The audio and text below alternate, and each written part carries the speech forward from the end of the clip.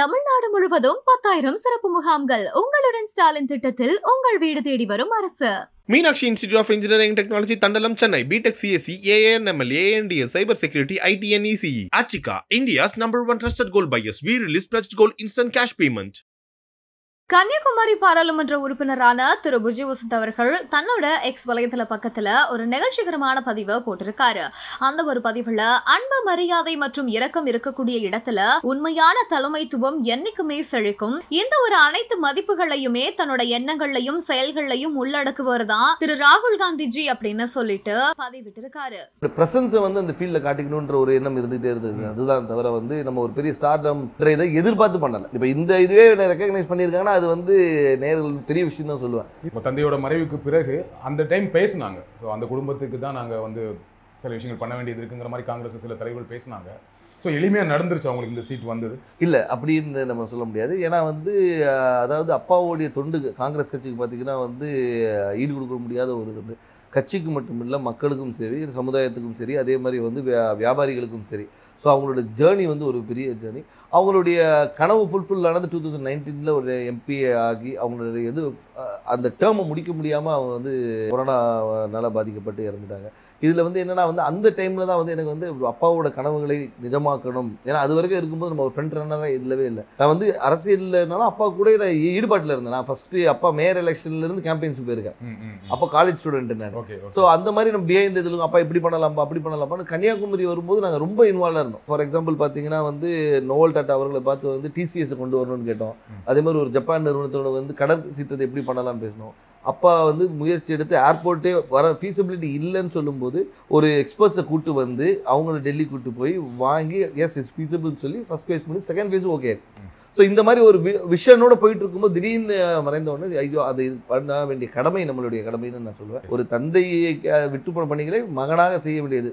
அது குடும்ப ரீதியாகவும் சரி, வசந்தன் கோவாக இருந்தாலும் சரி, சமூக பணியாக இருந்தாலும் சரி, வந்து இது எனக்கு செய்ய வேண்டிய கடமைன்றது எடுத்து உங்களுக்கு அந்த கடமையை அதை நம்ம பண்ணணுங்கிற ஒரு ஆசையும் கடமையும் இருக்குது. பட் கட்சிக்குள்ளே அதை முழுமையாக ஒத்துக்கிட்டாங்களா? கட்சிக்குள்ளே வந்து முழுமையாக ஒத்துக்கிட்டாங்கன்னா நான் வந்து மறைந்த பின்பு நான் உள்ளே வரல. அதுக்கு முன்னாடி பார்த்து ஏஐசிசி மெம்பராக இருந்திருக்கேன், ஆர்ப்பாட்டங்களில் கலந்துருக்கிறேன், நிகழ்ச்சிகளில் கலந்துருக்கேன். ஏன்னா அப்பா ஃப்ரண்ட் ஹேண்ட் இருந்தாலும் நம்ம தெரியல. நிறைய பேர் கேட்டால் நீங்கள் கட்சியில் என்ன இருந்தீங்க சார், நான் இதில் இருந்த பாருங்க அப்படின்னு ரெஃபரன்ஸ். ஓகே நீங்கள் இருந்திருக்கீங்களான்னு ஒரு இது வந்து அப்பா மறைவு பின்பு வந்து நம்ம தெரிஞ்ச உடனே ஒரு லைம் லைட்டில் வந்த மாதிரி. நடுவில் கார்த்தி சிதம்பரம் அவர்கள் கன்னியாகுமரி தொகுதிக்கு வந்து பிரியங்கா காந்திக்கு விருப்ப மனு கொடுத்தாரு இல்லையா? அப்போ எப்படி இருந்துச்சு அது? அப்போ எனக்கு என்ன தோணுச்சுன்னா, ஓகே கட்சிக்குள்ள முன்னாடியே அதுக்கு முன்னாடியே பேசிட்டு இருந்தாங்க விஜய் வசந்துக்கு தான் தொகுதி கொடுக்க போறாங்க அப்படின்னு பேசிட்டு இருக்கும்போது இந்த ஒரு நிகழ்வு நடந்தது. கட்சிக்குள்ள அப்போ ஒரு சப்போர்ட் இல்லாமல் இருக்கும். அப்படி இல்லை. அதாவது அதுக்கு தான் பேர் விருப்ப மனுன்னே வச்சிருக்காங்க. அவங்க விருப்பப்படுறவங்கள வந்து இது பண்ணுறது தான் விருப்ப மனு வச்சிருக்காங்க. ஏன்னா வந்து அப்பா போட்டியிடும் போது ராகுல் காந்தி அங்கே போட்டியிடும் சொல்லி விருப்ப மனு கொடுத்தவங்களும் இருக்காங்க. ஸோ அதனால அந்த விருப்பத்தை வந்து ஒரு அகில இந்த தலைவர் நம்ம தொகுதியில் கன்னியாகுமரி வந்து காங்கிரஸோட கோட்டையாக இருந்த ஒரு இது, காமராஜர், குமரியநந்தன் இவங்கெல்லாம் வெற்றி பெற்ற ஒரு இது, டென்னிஸ் எல்லாருமே வெற்றி பெற்று ஒரு காங்கிரஸோட இதாக இருந்தனால அந்த ஒரு பலம் இருக்கிறதுனால வந்து பண்ணால் நல்லா இருக்கும்ன்ற ஒரு இது. இப்போ சீட் கொடுத்தாச்சு, எந்த அளவுக்கு நம்பிக்கையா இருக்கீங்க? ரொம்ப நம்பிக்கையா இருக்கு. மக்கள் என்ன ரெஸ்பான்ஸ் சொல்றாங்க? மக்கள் ரெஸ்பான்ஸ் ரொம்ப நல்லா இருக்கு, ரொம்ப நல்லா இருக்கு. அதே மாதிரி என்னன்னா வந்து ஆதரவும், அதாவது வந்து முதற்கண் வந்து கட்சியோடைய ஸ்ட்ரென்த்தும் இந்த எங்களுடைய கூட்டணியோடைய பலமும், அதுபோல் அப்பா விட்டு சென்ற பணிகளும், அதுபோல் ராகுல் காந்தி அவர்களுடைய வருகை, அது வந்து அந்த கரெக்டாக அந்த மார்ச் 1 வந்தது வந்து ஒரு பெரிய எழுச்சியை கொடுத்தது. எங்கள் தொண்டர்கள் மத்தியிலும் சரி, பொதுமக்கள் மத்தியிலும் ஓகே நம்ம ஊர் வந்திருக்காங்க, அவர் பண்ண, அதாவது ஒரு தலைவராக வராமல் ஒரு தொண்டனாகவும் சராசரி மனிதனாக வந்தார். இப்போ நீங்கள் வந்து எல்லா தலைவரும் வராங்க, மீட்டிங் போகிறாங்க. அப்படி இல்லாமல் ரோட்டில் ஒரு டீ கடையில் நின்று ஒரு பையனை கூப்பிட்டு பேசி அவங்ககிட்ட ரன்னிங் இன்ட்ரெஸ்ட் இல்லைன்னா ஷூஸ் இருக்கா, இல்லைன்னா ஷூஸ் வாங்கி கொடுத்து அனுப்புகிறேன். ஸோ இந்த மாதிரி ஒரு இதுக்கு பர்சனல் கனெக்ட், திடீர்னு போய்ட்டு ஸ்கூலில் போய் தண்டனை எடுக்கிறாரு, இன்ட்ராக்ட் பண்ணுற ஸ்டூடெண்ட்ஸோட.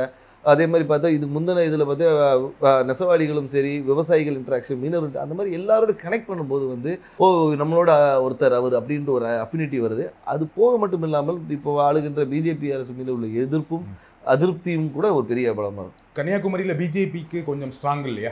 பொன்னார் அவர்கள் ரொம்ப ஸ்ட்ராங்கான கேண்டிடேட் தான் இல்லையா? அதை மறக்க முடியாது. கண்டிப்பாக அதை நம்ம மறுக்க முடியாது. நம்ம வந்து அதாவது பிஜேபி தரப்பில் திரு பொன் ராதாகிருஷ்ணன் அவர்கள் வந்து ஒரு 2 முறை எம்பியாக இருந்தவர் தான், ஒரு பெரிய வேட்பாளர். ஆனாலும் எங்களுடைய கூட்டணி, அதாவது எங்கள் திமுக சார்ந்த கூட்டணி வந்து மிக பலமான கூட்டணி சொல்லலாம். அது வந்து திமுக மட்டும் இல்லாமல் எங்களை சார்ந்து இருந்த மதிமுக, அதுக்கு ஒரு விடுதலை சிறுத்தைகள், அதுக்கு ஒரு முஸ்லீம் லீக், அதுக்கப்புறம் மனிதநேய மக்கள் கட்சி, இது எல்லாமே பார்த்திங்கன்னா வந்து எங்களுடைய ஒவ்வொரு பேஸையும் கவர் பண்ணுது. அதாவது ஒரு முஸ்லீம்ஸ் கவர் பண்ணுறது, திமுகவோட ஸ்ட்ராங் ஹோல்டு, மதிமுகவோட ஸ்ட்ராங் ஹோல்டு, அந்த மாதிரி வந்து எல்லா பாக்கெட்டும் கவர் பண்ணி எங்களோட ஸ்ட்ரென்த்தை வந்து நான் இன்னும் மொபிலைஸ் பண்ணி வச்சுருக்கோம். ஸோ இப்போ பார்த்தீங்கன்னா வந்து இது வந்து எங்களோட ஷுவர் ஷாட் விக்ட்ரின்னு சொல்லலாம். ஸோ உங்கள் கூட்டணியோட ரொம்ப ஸ்ட்ராங்காக இருக்குது, அந்த கூட்டணியை ஒரு பெரிய வெற்றி தேடித்தரும்னு சொல்கிறீங்க.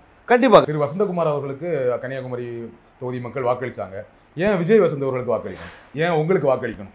அதான் வசந்தகுமார் அவர்களுக்கு வாக்களித்தனால விஜய் வசந்துக்கு வாக்களிக்கணும்னு நான் சொல்ல வரல. ஆனால் ஒரு காங்கிரஸ் வேட்பாளராகவும் அதே மட்டுமல்ல வசந்தகுமார் அவர்கள் வந்து இந்த மக்களுக்கும் கன்னியாகுமரி மக்களுக்கும் பல துண்டுகளை செஞ்சுருக்காங்க. அது விட்டு போன பணிகளை வந்து அவர் மகன் செய்வார் என்ற ஒரு நம்பிக்கை அவங்களுக்கு இருக்குது. அது மட்டும் இல்லாமல் வந்து நான் வந்து ஒரு வாரிசாக வந்து நேராக போயிட்டு வந்து நான் நேராக டெல்லியில் இங்கேயும் போய் வரல. அடுத்த நாளே மக்களை சந்தித்தேன், மக்களோட இருந்தேன், எல்லா நிகழ்ச்சிகளை கலந்து கொண்டு எல்லாரோட நிறை குறைகளை கேட்டுட்ருக்கோம், மக்களாக இருந்தோம். அது ஏன்னா எடுத்தவொன்னே அக்செப்ட் பண்ணிக்க மாட்டாங்க. கேட்குற கேள்விக்கு நான் சொல்கிறேன், அதை அக்செப்ட் பண்ண வைக்கிறதுக்கு நான் ஒர்க் பண்ணேன். ஸோ அதனால் வந்து அப்பாவுடைய இடத்தை வந்து மகன் வந்து நிரப்பார் என்ற நம்பிக்கையை அவங்களுக்கு கொடுத்தேன். அந்த நம்பிக்கையை வந்து எல்லார் மேலேயும் பெருசாகவே இருக்குது. அதனால் வெற்றி வாய்ப்பு ரொம்ப நல்லா இருக்குது. குமரி மாவட்டத்தில் வரீங்க, ரொம்ப படித்த மாவட்டம், ஆனால் அங்கே நிறைய பிரச்சனைகளும் இருக்குது. அதை கரெக்டாக ஐடென்டிஃபை பண்ணியிருக்கீங்களா? என்னென்ன திட்டங்கள் வச்சுருக்கீங்க? கண்டிப்பாக. அதாவது வந்து நீங்கள் கன்னியாகுமரியை பொறுத்த வரைக்கும் பார்த்தீங்கன்னா வந்து இந்த மிக்ஸ் ஆஃப் ஆல்னு சொல்லலாம். அதாவது கடல் இருக்குது, மலை இருக்குது, எல்லாமே இருக்குது. அதனால் வந்து மக்களுடைய தேவைகளும் அவங்களுடைய இதுவும் நிறைய வேறுபாடுகள் இருக்குது. ஒரு பாக்கெட்டையும் நாங்கள் அனலைஸ் பண்ணி வச்சுருக்கோம். அதாவது இந்த மக்களுக்கு இது தேவை, இவங்களுக்கு இது தேவையில்லைன்ற அளவுக்கு அனலைஸ் பண்ணி வச்சுருக்கோம். மக்களுக்கு விரோதமான எந்த ஒரு சட்டத்தையும் கொண்டு வரக்கூடாது என்ற ஒரு முடிவும், மக்களுக்கு எப்போவுமே நன்மை கொடுக்கணுன்ற ஒரு சட்டத்தை கொண்டு வரணும். அவங்க மக்களுடைய வாழ்வாதாரத்தை உயர்த்துகிற அளவுக்கு என்ன செய்யணுமோ அந்த திட்டங்களை கொண்டு வந்து. எனக்கு தெரிஞ்ச வரைக்கும் குமரி மாவட்டத்தில் வாழ்வாதாரம் ஓரளவுக்கு நல்ல வாழ்வாதாரம் இருக்கும். எல்லாமே படித்தவங்களாக இருப்பாங்க, வேலையில் இருப்பாங்க.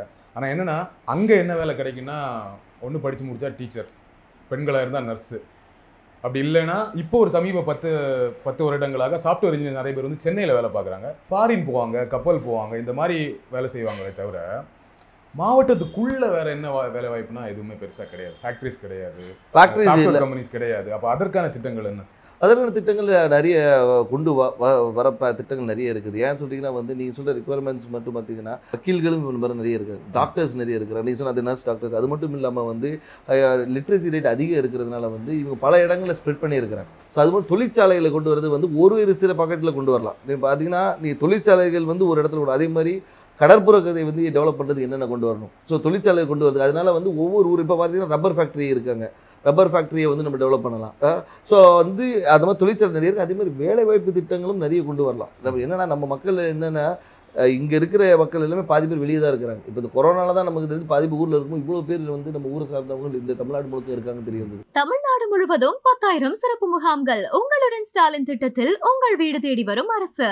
Meenakshi Institute of Engineering Technology, Tandalam, Chennai. BTech CSE, AANML, ANDS, Cyber Security, IT and ECE. Achika, India's #1 trusted gold buyers. We release pledged gold instant cash payment.